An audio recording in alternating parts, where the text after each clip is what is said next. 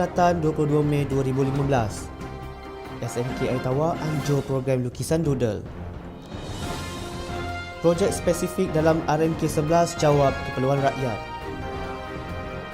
Kementerian Kesihatan akan terus pantau beras palsu. Hotel Puteri Pasifik perkenal pakej istimewa buffet Ramadan. Dan akhir sekali, larangan jual arak di pusat karaoke. Salam sejahtera. Bersempena sambutan Hari Guru 2015, Sekolah Menengah Kebangsaan SMK Airtawa telah menganjurkan program lukisan doodle bertemakan Sayangi Guru, Cintai Sekolah. Menurut Pengetua SMK Airtawa, Zakaria Abdul Jalil, penganjuran program doodle tersebut merupakan satu manifestasi kepada kalangan pelajar menzahirkan rasa penghargaan kepada guru dan sekolah melalui lukisan mural berkenaan. Sekolah dan ianya bertemakan sayangi guru, cintai sekolah supaya pelajar-pelajar dapat menzahirkan sebagai satu manifestasi menzahirkan rasa penghargaan kepada guru, kepada sekolah tempat mereka menuntut ilmu. Dan kita sediakan banyak ruang untuk mereka melukis ini sebagai satu mereka menzahirkan mereka bebas untuk mengamalkan kreativiti masing-masing.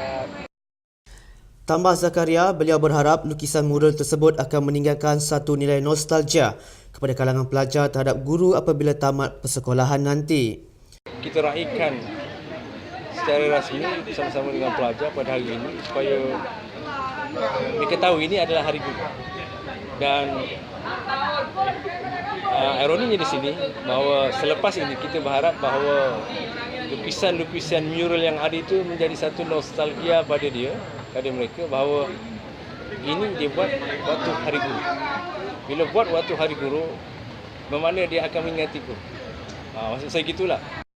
Beliau memberitahu pemberita ketika sidang media selepas perasmian program melukis mural doodles di SMK Airtawa Kota Tinggi. Majlis perasmian program doodle berkenaan disempurnakan Ahli Dewan Undangan Negeri Adun Kawasan Sedeli, Rasman Isnain.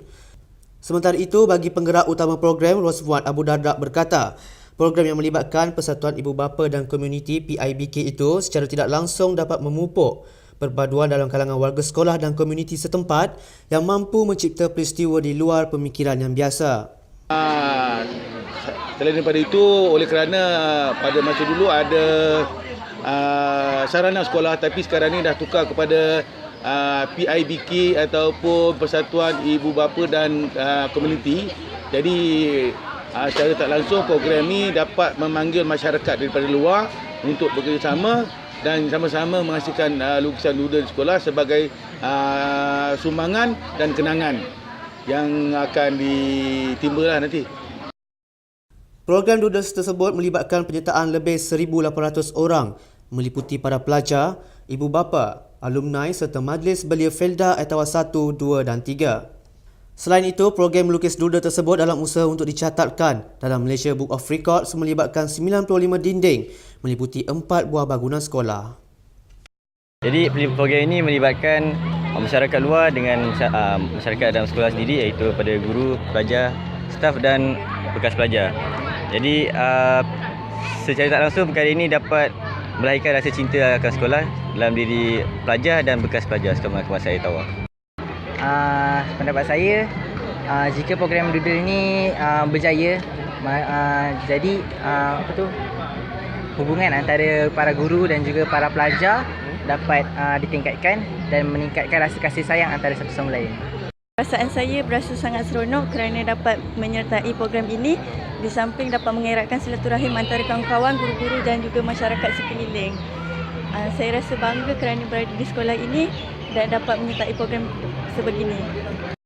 Projek pembangunan yang menjawab keperluan dan aspirasi rakyat terselit dalam rancangan Malaysia ke-11 RMK11 yang dibentangkan Perdana Menteri Datuk Seri Najib Tun Razak di Dewan Rakyat.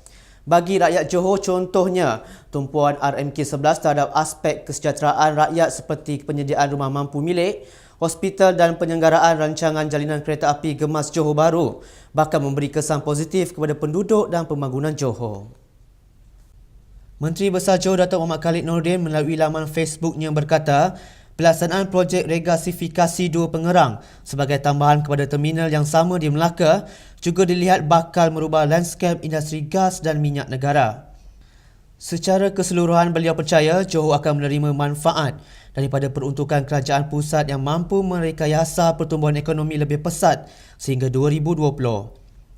Dalam pembentangan itu, Datuk Seri Najib mengulangi komitmen kerajaan untuk melaksanakan projek landasan berkembar Gemas Johor Bahru dan tren berkelajuan tinggi antara Kuala Lumpur Singapura, selain turut mengumumkan pembinaan hospital baru di Pasir Gudang.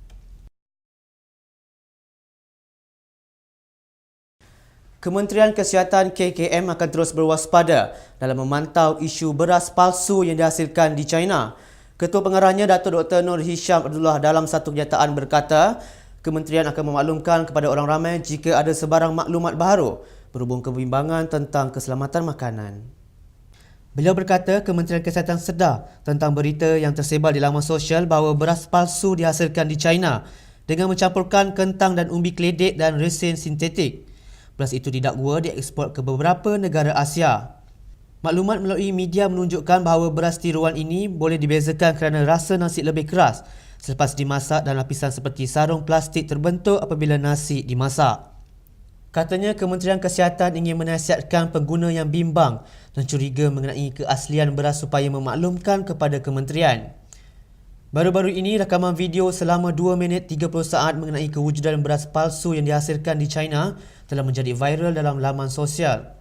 Sementara itu, beliau berkata menurut Padi Beras Nasional Berhad Bernas, majoriti beras import ialah dari Vietnam, Thailand dan Pakistan. Menjelang bulan Ramadan tidak lama lagi, Hotel Puteri Pasifik Johor Bahru telah memperkenalkan pakej istimewa bufet Ramadannya untuk tahun ini. Dengan hidangan kombinasi dua restoran iaitu Puteri Cafe dan Restoran Selasih, pastinya ia bakal memberi pengalaman istimewa kepada setiap pelanggannya. Lebih 50 tetamu daripada syarikat korporat dan pengamal media diundang bagi memperkenalkan beberapa bufet Ramadan yang ditawarkan. Menurut Chef Eksekutif Hotel Puteri Pasifik Azamuddin Ahmad, hidangan istimewa bufet yang disediakan pada tahun ini berkonsepkan masakan antarabangsa dengan mempunyai pelbagai pilihan dan juga berdasarkan permintaan orang ramai. Untuk Ramadan tahun ni, kita di The Puteri Pasifik membuat masakan antarabangsa. Kenapa pilihan kita? Sebab kita ada bermacam-macam pilihan seperti apa yang atas permintaan orang ramai. Okay. Makanan yang menjadi kita punya tu ialah seperti kami kuzi. Okey, kita ada pasta station kita. Kita ada bubur lambuk kita yang istimewa sekali. And then kita ada juga kita punya barbecue corner di mana para pelanggan mengambil ikan ke daging ke dan kita masak mengikut cita rasa mereka. Dan selain daripada itu ada juga kita punya kari kepala ikan, kita punya ada lamb bone steak kan, macam-macam lagi. Menurutnya, lebih 100 jenis menu bakal disediakan sepanjang bulan Ramadan nanti dan setiap menu yang dihidangkan akan ditukar setiap 7 hari. Dianggarkan lebih kurang pada 100 jenis makanan yang kami hidangkan, yang di mana menu ni akan berubah lebih kurang setiap ada 5 hari kita akan ubah menu ni, kita ikut kesesuaian. Okey, sepanjang bulan Ramadan ini. Sementara itu, menurut penolong pengurus F&B Hotel Puteri Pasifik Samri Perziman, terdapat 3 restoran di Hotel Puteri Pasifik yang bakal menawarkan pakej istimewa bufet Ramadan pada tahun ini.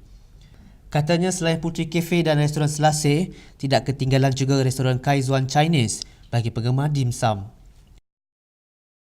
Dekat Puteri Pasifik ni kita ada 3 outlet restoran lah yang actually buat untuk buka puasa.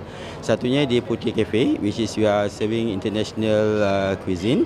So dengan package price RM99 dengan 52 untuk kanak-kanak. Tapi untuk dari bulan awal ni 15 sampai ke 16 kita ada buat early bird, which is purchase about RM80 untuk dewasa dan RM42 untuk kanak-kanak. Dan untuk Selasih kita RM88 untuk dewasa dan RM40 untuk kanak-kanak. Tapi early bird kita RM74 dan juga RM32 lah. Jadi instead of these 2 outlet ni, kita ada lagi 1 outlet which is Chinese restaurant juga ada menyediakanlah Ramadan buka puasa ni, which is kita serve dimsum. Normally dimsum kita akan dapat waktu pagi je, tapi sekarang untuk bulan puasa kita akan buat untuk waktu malam dengan pakej RM56 plus lah untuk dewasa dan RM32 untuk kanak-kanak. Tambah beliau, 80% makanan yang terdapat di restoran ini dimasak sendiri oleh chef tempatan. Di restoran Selasih, kalau kita kata untuk restoran Selasih ni majority 80% of food yang kita ada di Selasih tu dimasak sendiri oleh chef kita. Dan kita tak ada macam ambil orang luar, tak ada. Kita akan masak sendiri, even though from the dessert, Malay kuih, dia punya Malay kuih, dia punya main course, everything kita akan done by our own chef lah. Macam di Puteri ni, dia mixture because dia international. So dia daripada Chinese restaurant, daripada Western restaurant, daripada Malay sikit, dan kita mixkan dan kita akan buat satu international buffet lah di restoran sini. Untuk paparan berita selanjutnya, kita kembali selepas ini. Saya memilih produk restoran ini kerana penghasilannya amat meningkat. Di kawasan yang bermasalah boleh meningkatkan hasil FFB di tahap yang optimum. Pilihlah baja biokimia Real Strong hari ini. Kembali semula. Pusat-pusat karaoke di daerah Segamat dilarang menjual arak dan minuman beralkohol berkuat kuasa pada Mac lalu. Pegawai Daerah Segamat Ahmad Ma'in berkata, keputusan itu dibuat dalam mesyuarat Lembaga Lesen Arak Daerah Segamat. Memetik laporan utusan online, menurutnya ekoran keputusan itu, lesen penjualan arak di 11 pusat karaoke di daerah ini telah dibatalkan. Ahmad berkata, jika selepas ini pusat karaoke tersebut didapati menjual arak semula kepada pelanggan, pihaknya akan mengambil tindakan tegas dengan membatalkan terus lesen premis berkenaan. Bagaimanapun, penjualan arak di pub masih dibenarkan hingga kini dan berharap para pengusaha karaoke di daerah ini mematuhi peraturan yang telah ditetapkan oleh Pejabat Daerah Segamat. Agensi Penguasaan Maritim Malaysia APNM daerah Johor Bahru menahan sebuah kapal kerana bersauh tanpa kebenaran di perairan Tanjung Piai, Pontian pada Selasa. Ketua Penguatkuasa Maritim daerah Johor Bahru, Kapten Maritim Aminuddin Abdul Rashid berkata, kapal dagang yang didaftarkan di Hong Kong itu ditahan ketika bersauh di kedudukan lebih kurang 3.2 batu nautika barat daya Tanjung Piai, kira-kira pada 12.30 hari. Beliau menerusi satu kenyataan berkata, pihaknya turut menahan 24 orang kru warga negara China yang berusia antara 27 tahun sehingga 54 tahun. Kapten Maritim Aminuddin Abdul Rashid berkata, pemilik kapal boleh didakwa mengikut Seksyen 491B-1-L Ordinan Perkapalan Saudagar MSO 1952 kerana berlabuh tanpa kebenaran, dan jika didapati bersalah, pemilik kapal boleh didenda tidak lebih RM100,000 atau penjara tidak lebih 2 tahun atau kedua-duanya. Beliau berkata agensi itu akan terus melakukan rondaan dan pemantauan dalam membantah sebarang salah laku jenayah bagi menjaga keamanan dan kesejahteraan di perairan negara. Sekian untuk paparan edisi Buletin Selatan. Salam Takzim.